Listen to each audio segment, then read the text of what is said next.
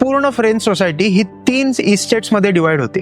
First estate मध्ये राजा आणि राजघराण, second estate मध्ये सगळे ऑफिसर्स आणि तिसरे इस्टेट म्हणजे उरलेली सगळी प्रजा. थर्ड इस्टेट मधला अनेक तरुण वर्ग इतर देशात फिरू लागला होता, त्याने पैसा मिळवलेला होता आणि तो आता थर्ड इस्टेट मध्ये गणला जाईल एवढा गरीबही नव्हता. आणि पहिल्या इस्टेट मध्ये किंवा सेकंड इस्टेट मध्ये त्याचं नाव ठेवलं जाईल तेवढा श्रीमंतही नव्हता आणि त्याचं तेवढं पदही नव्हतं. अशा वर्गाला एक नवीन नाव देण्यात आलं, ते म्हणजे मिडल क्लास.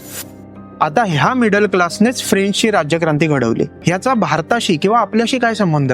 परफेक्ट 21व्या शतकात अण्णा हजारे आंदोलन असेल किंवा 2014 मध्ये पूर्णपणे सत्तापालट असेल, हे सगळं मिडल क्लासने केलं, हे तज्ज्ञांनी प्रूव्ह केलेलं आहे. अरविंद केजरीवालांनी आम आदमी पार्टी असं आपल्या पॉलिटिकल पार्टीचं नाव ठेवलं, त्यातला आम आदमी म्हणजेच मिडल क्लास.